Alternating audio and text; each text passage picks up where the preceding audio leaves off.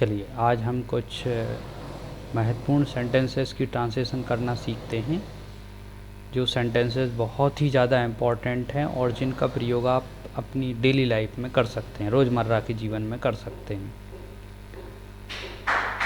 Some important sentences, इसका मतलब होता है कुछ महत्वपूर्ण वाक्य। What is written on the board, board पर क्या लिखा है।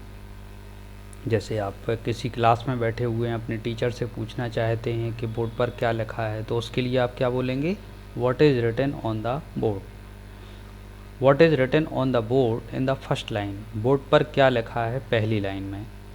What is written on the board in the fifth line, board पर क्या लिखा है पाँचवीं लाइन में। अब मैं जल्दी जल्दी आपके सामने ट्रांसलेशन बोलता जाऊंगा, आप उन सेंटेंसेस की ट्रांसलेशन को लिख सकते हैं या याद रखने की कोशिश कीजिए। What is written on the board in the last line, board पर क्या लिखा है अंतिम लाइन में। What is written on the board in the second last line, board पर क्या लिखा है अंतिम दूसरी लाइन में। What is written on the board in the fifth line before cricket, board पर क्या लिखा है पाँचवीं लाइन में क्रिकेट के पहले। मान लीजिए कोई लाइन लिखी हुई है सॉरी, मान लीजिए कोई लाइन लिखी हुई है, उस सेंटेंस में आप क्रिकेट के पहले वाले शब्द को पूछना चाहते हैं, तो इस तरीके से आप पूछ सकते हैं। नेक्स्ट सेंटेंस है what is written on the board in the fifth line after cricket, board पर क्या लिखा है पाँचवीं लाइन में क्रिकेट के बाद, मतलब क्रिकेट नामक शब्द के बाद। What is the meaning of psychology, psychology का क्या अर्थ है। मान लीजिए आप किसी शब्द का अर्थ नहीं जानते हैं, तो वहाँ कैसे पूछेंगे, what is the meaning of psychology. What is the spelling of psychology, psychology की क्या स्पेलिंग है। Do you have the answer of this question, क्या आपके पास इस प्रश्न का उत्तर है। Do you have any question, क्या आपके पास कोई प्रश्न है। Do you have any thought to present, क्या आपके पास कोई विचार है प्रस्तुत करने के लिए। Do you know the answer, क्या आप आंसर को जानते हैं। ये सारे सेंटेंसेस को आप बार बार ट्रांसलेट करें, और अगर आप ट्रांसलेशन करते हैं तो निश्चित रूप से, या बार बार सुनते हैं तो निश्चित रूप से आपको इस टाइप के सेंटेंसेस की हैबिट हो जाएगी, और फिर आपको ऐसे सेंटेंसेस ट्रांसलेट करने में ज़्यादा दिक्कत नहीं आएगी। चलिए नेक्स्ट क्वेश्चन देखते हैं। Do you have any thought to present, क्या आपके पास कोई विचार है प्रस्तुत करने के लिए। Do you know the answer, क्या आप उत्तर जानते हैं। Ever do you do it, क्या आप कभी यह करते हैं। Ever do you go to the temple, क्या आप कभी मंदिर जाते हो। एवर डू यू लाफ, क्या आप कभी हंसते हो। एवर कहीं भी लगा हो तो उसका मतलब कभी हो जाता है। एवर डू यू वीप, क्या आप कभी रोते हो।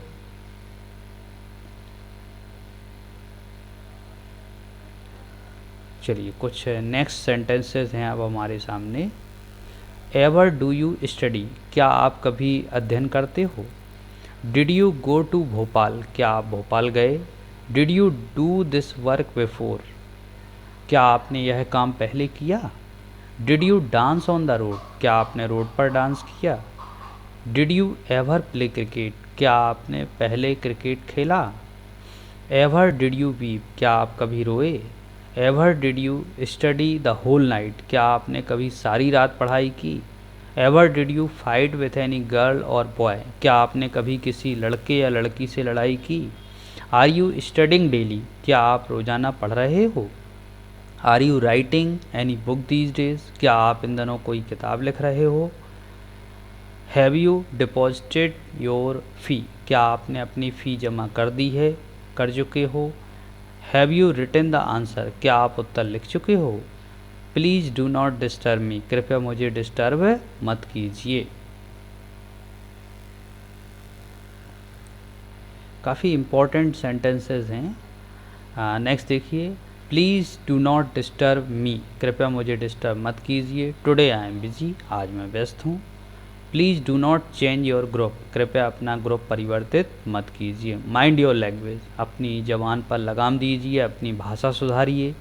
प्लीज़ डू नॉट से लाइक दिस, कृपया ऐसे मत बोलिए। डू नॉट मेक रबिश, बकवास मत कीजिए या बेकार की बातें मत कीजिए। जनरली आप यदि इस टाइप के सेंटेंसेस की ट्रांसलेशन करते रहेंगे या सुनते रहेंगे तो आपको इस टाइप के सेंटेंसेस की प्रैक्टिस हो जाएगी, फिर आपको इन सेंटेंसेस में कोई भी डिफ़िकल्टीज़ नहीं आएंगी।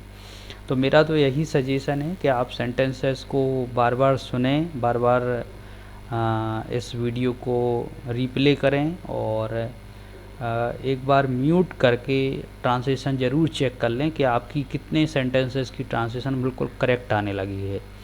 ये महत्वपूर्ण मान के चलिए कि ये बहुत ही महत्वपूर्ण सेंटेंसेस हैं और अगर आप इन सेंटेंसेस की ट्रांसलेशन करना सीख जाते हैं तो निश्चित रूप से आप बहुत जल्द ही अच्छी इंग्लिश बोल पाएंगे और लिख भी पाएंगे। तो ऐसे मेरे पास लगभग 200 वर्ड्स हैं। आज मैंने 50 वर्ड्स लिए हुए हैं, तो आप प्लीज़ इन वर्ड्स को ट्रांसलेट करें, इन सेंटेंसेस को ट्रांसलेट करें और अपनी ट्रांसलेशन को मजबूत करें। चलिए नेक्स्ट सेंटेंस लेते हैं। Do not make fun of him और हर, उसका मजाक मत उड़ाओ। Please do not speak in Hindi, कृपया हिंदी में मत बोलो। प्लीज़ कंप्लीट योर होमवर्क, कृपया अपना होमवर्क पूरा करो। Please park your bike over here, कृपया अपनी बाइक को यहाँ पार्क करो। पार्क करो का मतलब, पार्क करना मतलब उसको लगा देना सही जगह पर, जिससे किसी को आवागमन में या आने जाने में परेशानी ना हो। Please write this word over here, कृपया यह शब्द को यहाँ लिखिए। Very first take right turn, सबसे पहले दाएं मुड़िए, देन लेफ्ट, फिर बाएं मुड़िए, एंड गो स्ट्रेट, फिर उसके बाद सीधे जाइए। Let him do his her work, उसे अपना काम करने दो। हिज हम लड़कों के लिए यूज़ करेंगे और गर्ल्स की बात करेंगे तो हर यूज़ करेंगे। ही शुड रिस्पेक्ट एल्डर्स, उसे बड़ों का सम्मान करना चाहिए। We are to complete our homework, हमें अपना होमवर्क पूरा करना चाहिए। Can you listen to my problems, क्या आप मेरी समस्याओं को सुन सकते हैं। He used to speak lie, वह झूठ बोलता था। She used to hurt me daily, वह मुझे रोज़ाना तंग किया करती थी। यूज टू कहीं भी लगा हो उसका मतलब होता है ऐसा काम आपकी हैबिट में था, पहले आप करते थे अब नहीं करते हैं। They are busy in their personal gossip, वे व्यस्त हैं अपनी व्यक्तिगत चर्चा में।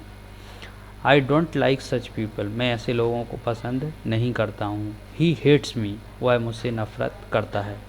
तो ये 50 सेंटेंसेस हुए। कमेंट में आप लिखिए कि आपको इन सेंटेंसेस से कितना इम्प्रूवमेंट आया और सेंटेंसेस को आप ट्रांसलेट करके समझने की कोशिश कीजिए कि आप कितना परफेक्ट ट्रांसलेशन करना सीख चुके हैं और उस ट्रांसलेशन को अपने फ्रेंड्स को भी करवाइए जिससे आपका इम्प्रूवमेंट आ सके, क्योंकि इम्प्रूवमेंट तभी आता है जब हम किसी को कोई काम करवाते हैं। यदि आज मैं आपके सामने इंग्लिश बोलता हूँ या मेरा जो इंग्लिश में इम्प्रूवमेंट है वो मेरे जनरली स्टूडेंट्स के कारण ही आता है। अगर मैं इस वर्क को बंद कर दूँगा तो निश्चित रूप से इम्प्रूवमेंट बंद हो जाएगा।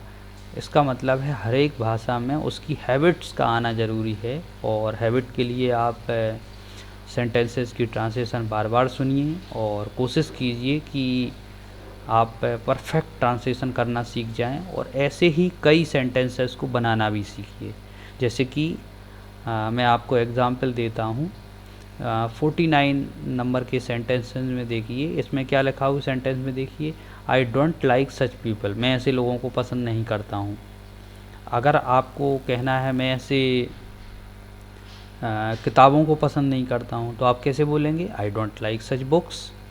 अगर आप कहना चाहते हैं मैं ऐसे बच्चों को पसंद नहीं करता हूँ तो आप कैसे बोलेंगे, आई डोंट लाइक सच चिल्ड्रन।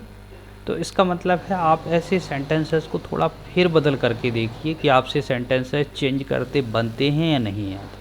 जैसे 50 नंबर का सेंटेंस देखिए, इसमें क्या लिखा हुआ है, ही हेट्स मी, वह मुझसे नफ़रत करता है। वह रवि से नफ़रत करता है तो कैसे बोलेंगे, ही हेट्स रवि। वह डॉग्स से नफ़रत करता है, ही हेट्स डॉग्स। तो इसका मतलब है आप थोड़ा बहुत बदल करके देखिए कि आपसे कितना सेंटेंसेस में बदलना आता है और आपके सेंटेंसेस बदलने से कहीं गड़बड़ तो नहीं हो जाते। अगर आप ऐसा करना सीख जाते हैं तो निश्चित रूप से आपका एक अच्छा इम्प्रूवमेंट आपको प्राप्त होगा।